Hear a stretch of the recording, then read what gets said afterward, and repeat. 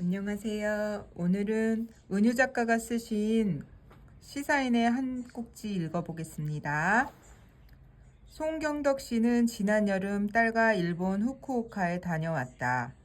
어엿한 직장인이 된 딸이 팔목, 무릎, 어깨 관절 통증을 달고 사는 엄마를 위해 온천 중심으로 일정을 짰다. 덕분에 그는 보드라운 온천수에서 느긋하게 몸을 녹이고 유명하다는 우동도 먹고 스시도 먹고 스테이크도 먹었다. 마트에서 할인하는 초밥과 샐러드를 사서 저녁을 때우기도 했다. 당뇨로 제한된 식사만 하다가 모처럼 누린 호사였다. 3박 4일 일정을 위해 연차를 끌어다 쓰고 휴가를 다녀와선 11일을 연달아 출근해야 했다. 그래도 일도 안 하고 그렇게 쉬어본 게 처음이었다. 66년 생애 첫 해외여행이었다. 송경덕 씨 노동의 역사는 20살에 시작한다. 전주에서 이남 사녀 중 둘째로 태어나 14살에 서울로 올라와 고등학교를 마치고는 집안 사정이 안 좋아서 바로 취업을 했다. 호텔 구매가 사무원과 세무서 부가세 계산 보조원 역할을 거쳤다.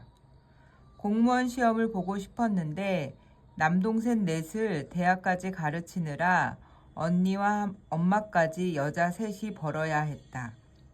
항상 나도 공부가 하고 싶다는 생각은 했지만 그때는 시대가 그러니까 적응을 했다. 만약 대학에 갔다면 어땠을까? 의사는 꿈도 못 꾸고 간호사가 되고 싶었다. 돌보는 일을 좋아했다. 30에 결혼한 후에도 인지저하증, 치매 온 시어머니를 모신 딱 1년을 제외하곤 돈벌이를 쉬어본 적이 없다. 아니 실수가 없었다. 딸아이가 초등학교에 들어가던 해 배우자의 사업이 실패했다.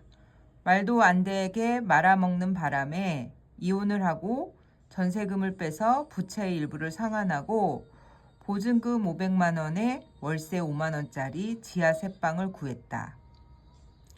자활센터에서 하는 기초생활수급자를 위한 교육을 받고 봉제 공장에 들어갔다. 잔업하고 퇴근하면 밤 11시나 빨라야 10시에 와요. 애기 혼자 학교 가라고 하고 밥만 차려놓고 먹고 가라고 하고 챙겨주지 못했죠. 4학년 때인가 아이가 나 영어를 전혀 모르겠다고 그래서 바로 집 옆에 있는 조그마한 학원을 보냈더니 얼마나 열심히 했는지 성적이 좋아서 학원비를 면제받고 다녔어요. 걔 때문에 살았죠.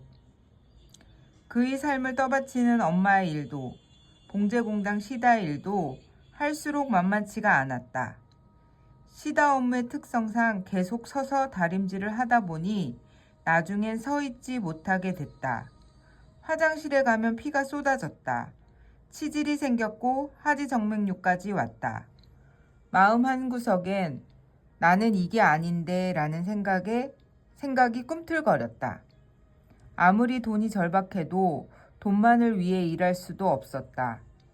자활센터 프로그램을 다시 살펴보는데 특수교육 실무사란 직업이 눈에 들어왔다. 장애아의 학교 생활을 돕는 일은 간호사의 꿈과 닿아 있었다. 처음 맡은 뇌병변 아이를 6년간 돌봐서 졸업시켰다. 이 아이가 하는 말이 13년 키운 엄마보다 제가 자기 말을 더 잘 알아듣고 자기를 더 잘 안대요.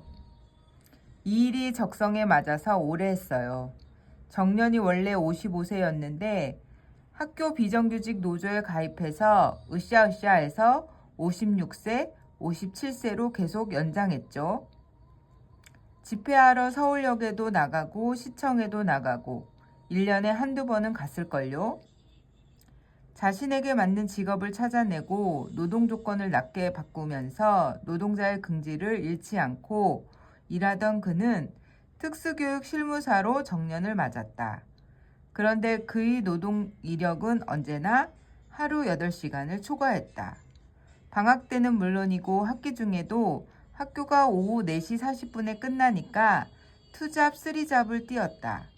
주중에는 식당에서 오후 5시에서 10시까지 일하고 주말에는 아는 1급 미싱사 일을 도와주고 돈을 벌었다. 몸이 좋은지 나쁜지도 모르고 정신없이 지냈다. 몸이 부서져라 이랬더니 진짜로 몸이 부서졌다. 2010년 왼쪽 무릎을 수술했다. 투잡, 쓰리잡을 하다 보니까 연골이 다 닳았다. 고지혈증, 당뇨, 고혈압 수치가 경계성을 오갔다. 그도 그럴 것이 늘 빨리 먹고 일을 해야 하고 갖춰 먹을 상황이 안 되니까 탄수화물을 주로 먹게 되었다. 국에 말아서 후루룩 끼니를 때웠지 영양소를 고루 갖춘 양질의 식사가 아니었다. 그때부터 먹는 공부를 했다. 밥을 줄이고 가장 싼 야채인 가지, 호박, 당근, 양배추를 한솥 쪄서 먹고 계란으로 단백질을 보충하는 방식으로 살을 14kg 뺐다. 한변하면 끝까지 하는 근성으로 간신히 일할 만한 몸 상태를 유지했다. 그러던 어느 날 학교에서 내병변 아이를 안아 올리는데 허리가 끊어지게 아팠다. 한번 일어나면 눕지를 않는데 자꾸 눕고 싶었다. 건강검진 때마다 자궁 이상 소견이 나왔던 문구가 떠올랐다. 2012년 12월 암 진단을 받았다. 빚이 줄어드는 만큼 정직하게 몸도 축나고 있었다. 1999년부터 빚을 갚기 시작했어요. 제 앞으로 빚이 1억 5천만 원이 있었어요. 제 작은 월급에서 계속 떼나갔어요. 33만 원, 50만 원, 22년 걸렸어요. 만세를 불렀죠. 빚 갚는 게 끝났다고 생각하니까 이제부터 벌면 되지 했는데 이제 늙었어. 나이가 먹었어. 그는 지금 서울의 한 호텔에서 청소 노동자로 일한다. 60 이후 일자리는 선택지가 좁았다. 학교에서 근무할 때 동료들 업무를 보아하니 급식 노동자는 맨날 다리 관절, 손가락 관절이 아프거나 어깨 탈골로 고생했다. 자신의 체력으로 감당이 안 될 것 같았다. 식당 일은 패스. 사람과 사람이 부대껴서 오해가 생기는 것도 점점 버거웠다. 활동 보조인도 패스. 담당 구역만 책임지면 되는 청소 일이 그중 할만해 보였다. 그런데 막상 시작하니까 괜찮지는 않았다. 자괴감, 처음에는 비위가 상했죠. 온갖 토사물도 있지, 호텔인데도 변을 바닥에 두고 가는 사람도 있어요. 더럽다는 생각이 드니까 내가 이렇게까지 돈을 벌어야 하나? 그러다가 지금은 그냥 장갑 끼고 집어요. 아무 생각 없이 내 할 일이다. 빨리 해야 오늘도 간다. 영화 퍼펙트 데이즈 주인공 하이라 야마는 도쿄 공공시설 청소부다. 공용 화장실이 주된 배경인데도 오물이 나오는 장면은 없다. 말끔하게 포백된 점이 현실과 다르지만 주인공이 규칙적인 일상을 반복하는 점은 같다. 송경덕 씨의 기상시간은 오전 3시 30분, 아니 3시 20분. 4시 30분에 알람을 설정해도 매번 1시간 전 눈이 떠진다. 몸에 밴 근면함과 삶에 대한 간곡함이 그를 깨운다. 천주교인으로 기도를 살짝 바친다. 기도 내용은 늘 비슷하다. 건강, 임대주택 당첨되게 해달라. 딸아이 결혼하게 해달라. 그리고 나라의 평화도 빈다. 40여 분 걸어서 호텔로 출근한다. 휴게실은 호텔의 지하주차장 한쪽에 임시로 막아서 만든 곳이라 협소하다. 바닥엔 곰팡이가 피어있고 빗물도 샌다. 청결함과 쾌적함이 기본인 호텔에서 가장 중요한 일을 담당하는 노동자의 공간은 불결하고 열악하다.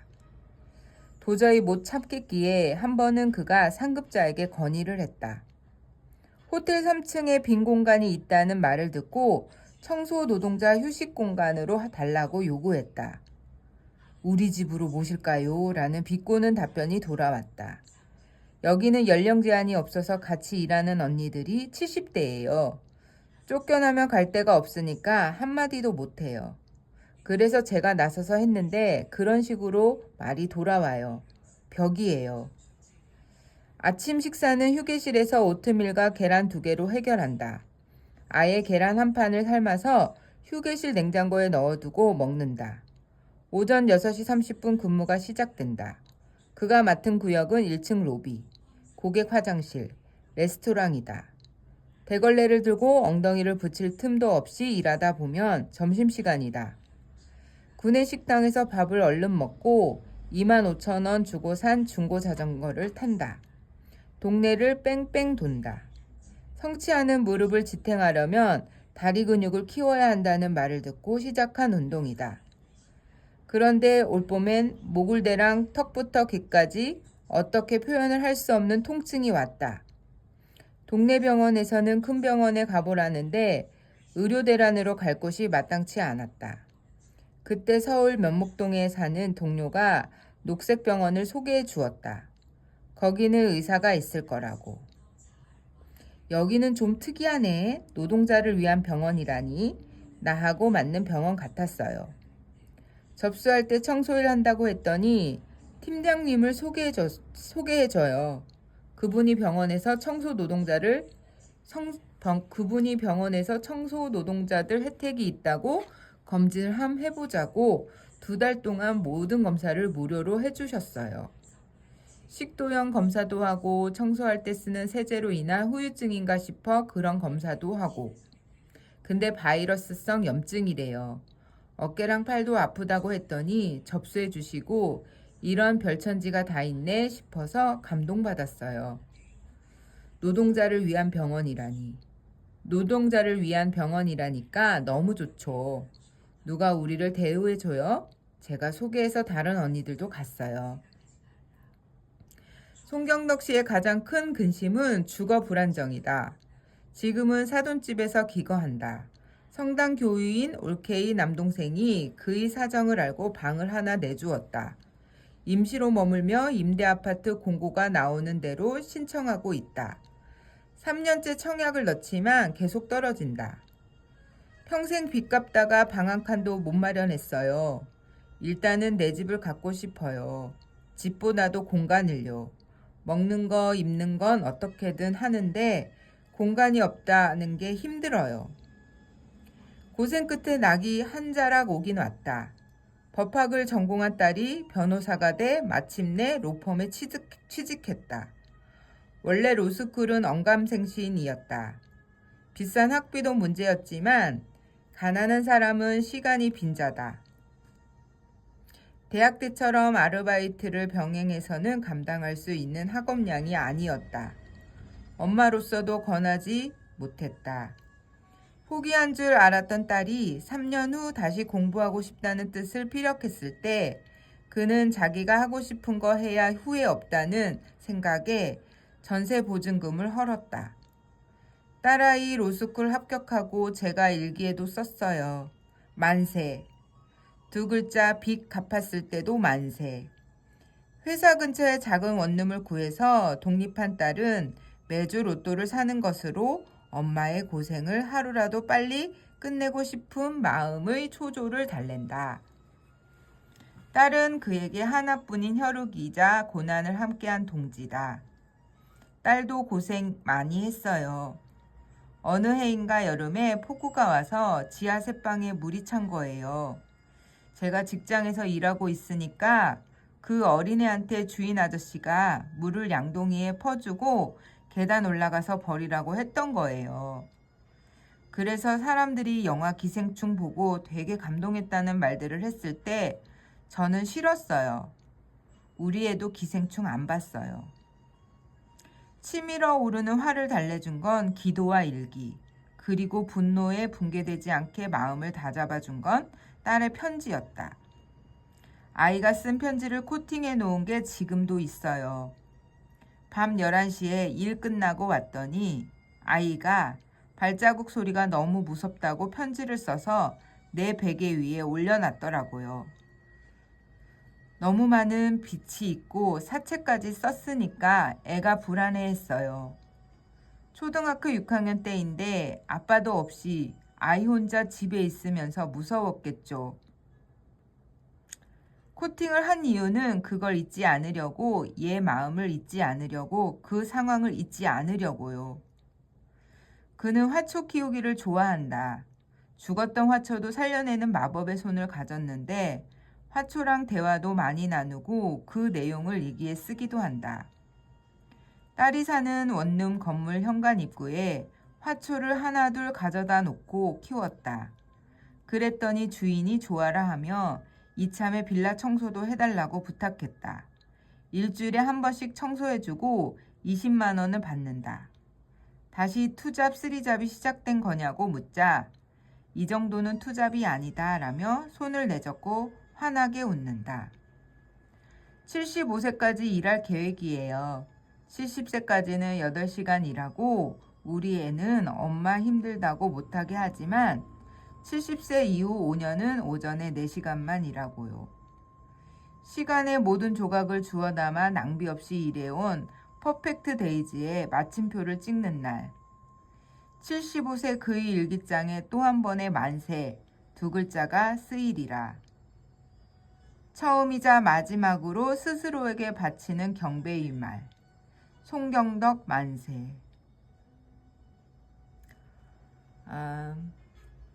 은유 작가가 청소 노동자인 송경덕 씨와의 대화를 글로 썼네요.